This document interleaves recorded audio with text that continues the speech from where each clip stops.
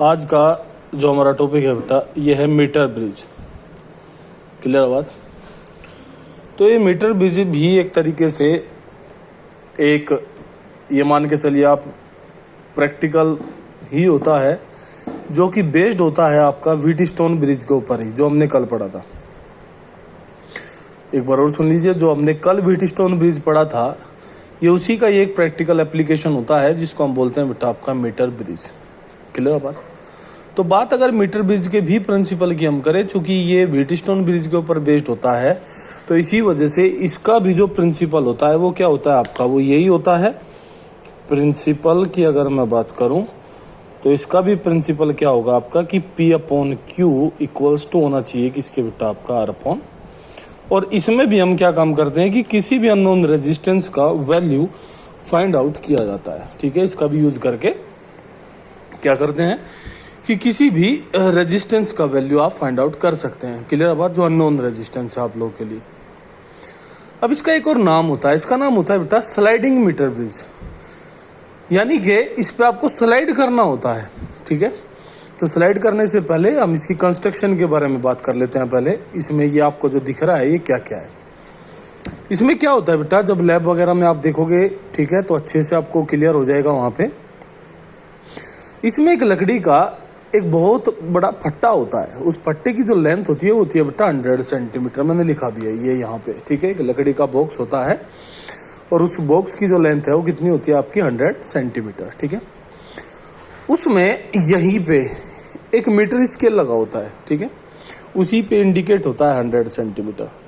उस metre scale के ऊपर ऐसे एक वायर होता है, वो वायर होता है बेटा आपका मैग्नीन का या कॉन्स्टेंटन का।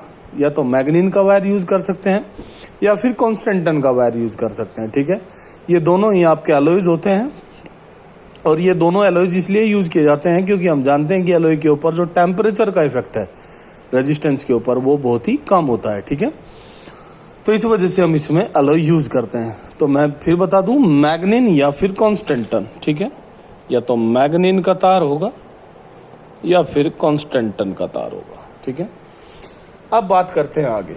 ये यहां पे जो आपको दिख रहा है ये वाला, ये होती है बेटा आपकी एल शेप्ड कॉपर स्ट्रिप। क्या बोलते हैं इनको?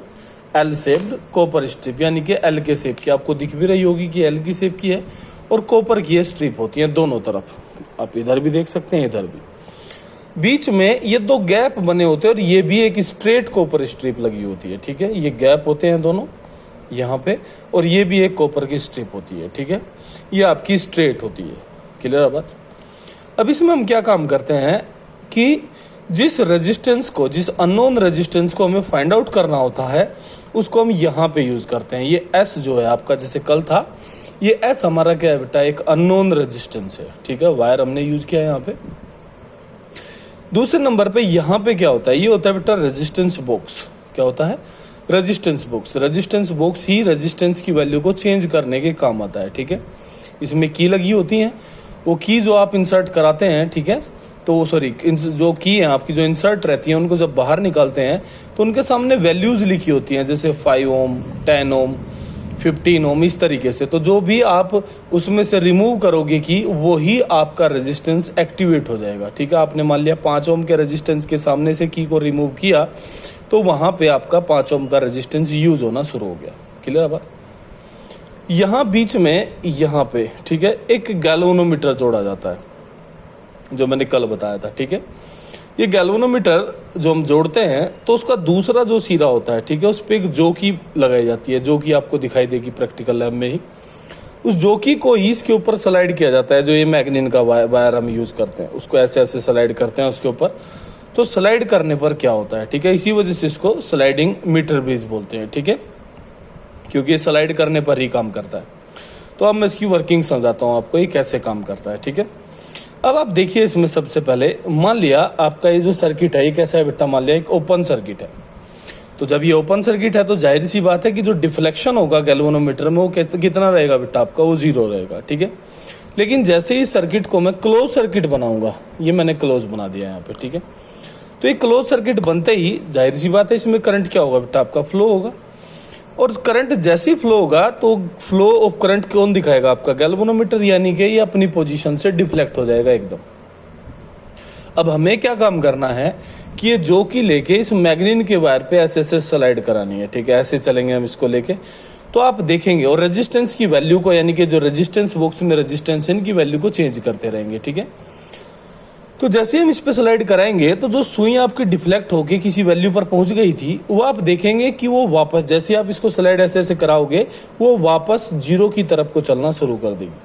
क्योंकि हमने कल ही पढ़ा था कि जो हमारा, क्योंकि ये किसके ऊपर डिपेंड है? आपका व्हीटस्टोन ब्रिज के ऊपर।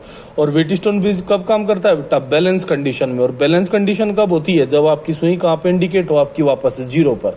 क्लियर बात?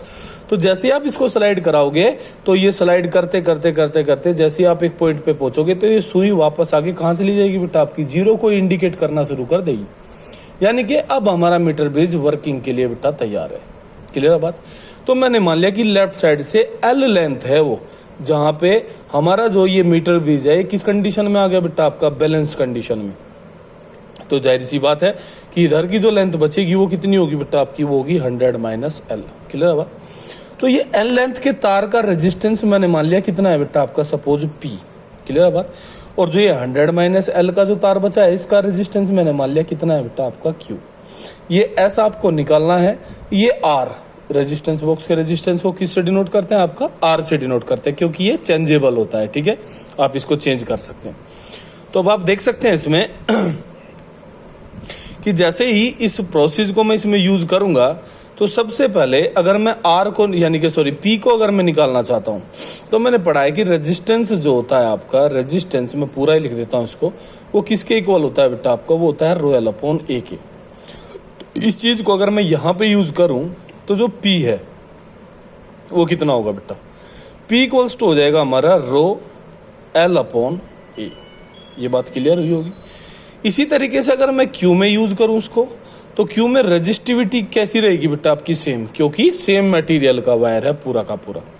लेकिन लेंथ कितनी होगी बेटा? 100 माइनस एल अपॉन, लेकिन अगर आप एरिया ऑफ क्रॉस सेक्शन भी देखें तो वो भी कैसा रहेगा बेटा? आपका वो भी सेम रहेगा, यानी कि जितनी मोटाई इस वाले वायर की होगी उतनी मोटाई किसकी होगी बेटा? इसकी। यानी कि ये भी कितना हो जाएगा बेटा? आपका ये। तो यहाँ पे अगर मैं P अपॉन Q करता हूँ, यानी कि इन दोनों को अगर मैं डिवाइड करता हूँ ऐसे, तो आप देख सकते हैं कि A से तो A कट जाएगा और रो से रो कट जाएगा। तो P अपॉन Q का जो वैल्यू है आपके पास, वो कितना बचेगा बेटा? आपका L अपॉन 100 माइनस, और ये चीज आपकी किसके इक्वल्स है बेटा? आर अपॉन एस के बराबर है। अब आपको क्या चाहिए? एस चाहिए। तो एस कितना हो जाएगा बेटा? आपका एस हो जाएगा आपका R multiply by 100 minus L upon L. अब देखिए आप, रेजिस्टेंस बॉक्स आपके हाथ में है, आपको वैल्यू पता होगी बेटा। लेंथ स्लाइड करके जो भी लेंथ आएगी वो आपको पता है। तो जैसे आप इसमें वैल्यू पुट करेंगे तो इस एस का वैल्यू आप लोगों के सामने होगा। बात समझ में आई होगी मेरे ख्याल में, ठीक है बेटा। तो एक तरीके से ये वर्किंग होती है मीटर ब्रिज की, ठीक है। इस फॉर्मूले को आप कभी ना भूलें। कल मैं एक वीडियो डालूंगा, इसके न्यूमेरिकल भी इंपॉर्टेंट होते हैं मीटर ब्रिज के। कल मैं एक वीडियो डालूंगा न्यूमेरिकल्स की, ठीक है, फिर आप उसकी प्रैक्टिस करें। आज एक बार इसको पढ़ें आप लोग। तो एस इक्वल्स टू कितना हो गया बेटा? आपका R into 100 minus L upon L. तो आप इस तरीके से कोई भी अननोन रेजिस्टेंस फाइंड आउट कर सकते हैं with the help of metre bridge. Clear बेटा बात? मैग्नीन का वायर यूज किया जाता है। अब इसकी अगर सेंसिटिविटी की हम बात करें, ठीक है, तो इसकी भी सेंसिटिविटी होती है। और सेंसिटिविटी क्या है बेटा इसकी? ये कॉपर की जो स्ट्रिप है, ठीक है। आप देख सकते हैं भले ही कॉपर एक बेस्ट कंडक्टर है, लेकिन उसका भी तो कुछ ना कुछ रेजिस्टेंस होता है। यानी कि वो रेजिस्टेंस जो होगा इसका, वो किस में प्लस होगा? जो हमने ऐसे निकाला है, बस समझ में। तो ये इस वजह से आपका सेंसिटिव होता है, यानी कि वो रेजिस्टेंस इस एस में क्या होता है बेटा? आपका जुड़ जाता है, ऐड हो जाता है, ठीक है। तो ये इसकी सेंसिटिविटी होती है। तो मेरे ख्याल में बेटा बात समझ में आई होगी, ठीक है। ओके।